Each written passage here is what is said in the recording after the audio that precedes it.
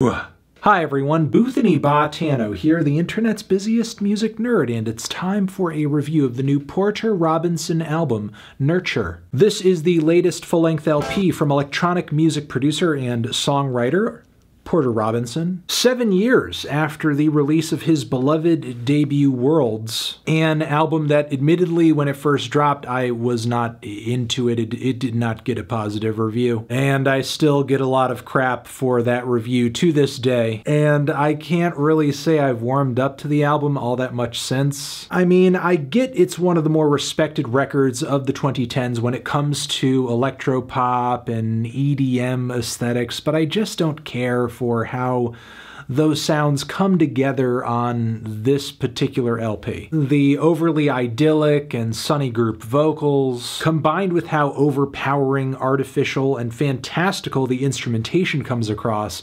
I just don't really care for the flavor of this record. I could say more, but I'm not here to rile up anybody's Worlds review related PTSD. Besides, I was actually looking forward to this new record, not just because I thought all the teasers were legitimately great, but it's also been a pretty long time since Worlds dropped at this point. And I know since the release of this LP, Robinson has had his hands in other things, but it's still a very large gap between records. So I figure something new and exciting has to have been cooking up in that time, especially since much of the EDM landscape Robinson was pulling inspiration from at that point has changed radically since then. Now, I don't know, this might be weird to think for some Robinson fans, but personally, I see Nurture here as being leaps and bounds better than Worlds. And this is despite both projects scratching similarly escapist itches, as Nurture is a fairly feel-good, blissful, shimmering project, but the sound palettes Robinson employs this time around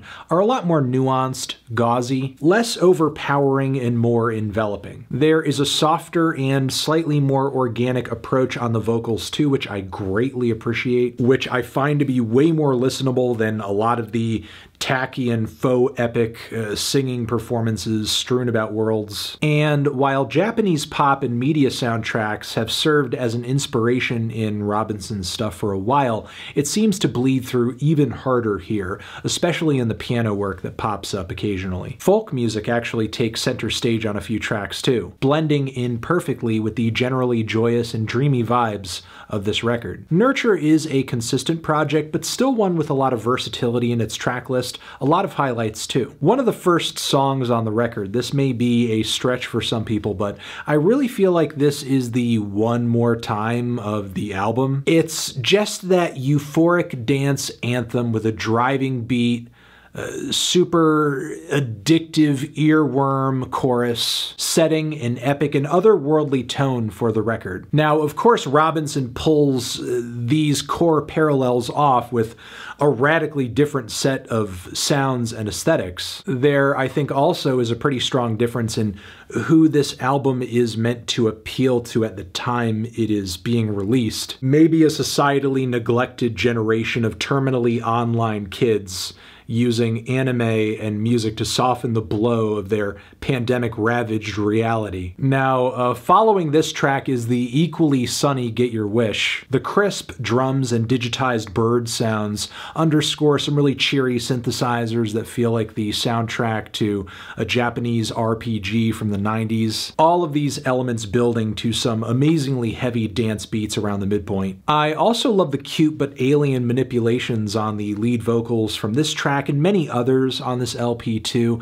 They add to the record's feelings of immersion, that all of this music, just everything here is coming from a different place, a different dimension. Wind Tempos is an interesting change of pace for the first leg of the record. It's the longest song on this project at 6 minutes, and not because the track undergoes some long, winding, epic progression or build or something. No, the whole first leg of the track is taken up by this part minimal, part glitch piano passage, eventually giving way to this delicate solo piano piece that is so beautiful, it's difficult to describe. The digitally mangled vocals that pop in on top of these pianos on the back end are strangely beautiful and moving. It's like listening to some kind of artificial intelligence have a religious experience. The track Musician is another enjoyable one here for me. It's a jittery pop number that sounds like a combination of the quaintness of the Postal Service, some very pillowy shoegaze sonics, and the collective intuition of like 12 bedroom producers. Do, Re, Mi, Fa, Sol, La, Ti, Do is a very cute semi-acoustic number. I love the return of the nature sounds on this track, as well as the gently pulsating beats, all of which undergo these very speedy edge of your seat progressions. This track to me feels like what living in Animal Crossing must be like. The very euphoric and hazy electronic pop continues on to the song Mother, which lyrically gives away one of the most beautiful and heartfelt sentiments of the entire record. But the following dull scythe does begin the start of a miniature dip on Nurture for me. Keep in mind, so far I do love the crossroads of glitch and piano music on this record, but here it goes a little awry. The various passages of this track separately are fine, but the way they connect or don't connect creates a pretty jarring 4 minutes that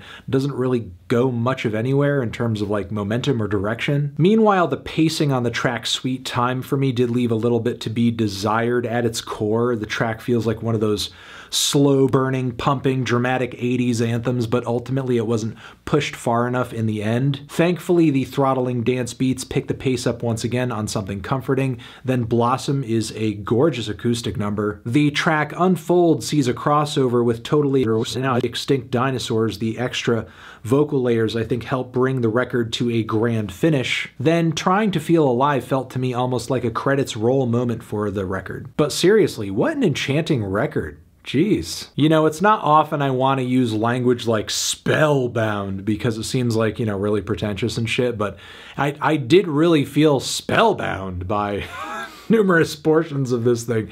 It's just so pretty, and I mean, it really feels like the cover. It feels like laying in just a sunny field of sweet smelling digital grass. You know, it's not a perfect record by any means. There were a few tracks that I was a little mild on in terms of reaction, but in some respects, to take it back to the first comparison I made earlier in the review, I feel like this is like the discovery of this generation. You know, it's very much an electronic music record that runs conceptual, cinematic, very holistic in its presentation of songs and aesthetics, the flow of the record too. And I don't know, I mean, I feel like that's really the highest compliment I could give it. Like, regardless of score or descriptions or anything like that, you know, for some reason I just couldn't get that comparison or similarity out of my head. And of course, I mean that in the most flattering way possible. And it feels weird to make it because I'm sure some people are going to listen to this record based on that comparison and think, oh, this sounds nothing like Discovery. It sounds nothing like Daft Punk. And yeah, you're right to observe that aesthetically there isn't a whole lot of overlap. But again, both records to me felt very grandiose, cinematic, very holistic, and I came away from both with just a positive, glowing, inspired feeling, which I hope if you listen to this, you get from it as well. I'm feeling a decent 2 strong 8 on this one. Transition, have you given this album a listen? Did you love it? Did you hate it? What would you rate it? You're the best, you're the best. What should I review next? Hit the like if you like. Please subscribe and please don't cry. Hit the bell as well. Over here next to my head, it's another video that you can check out. Hit that up or the link to subscribe to the channel. Anthony Fantano, Porter Robinson, forever.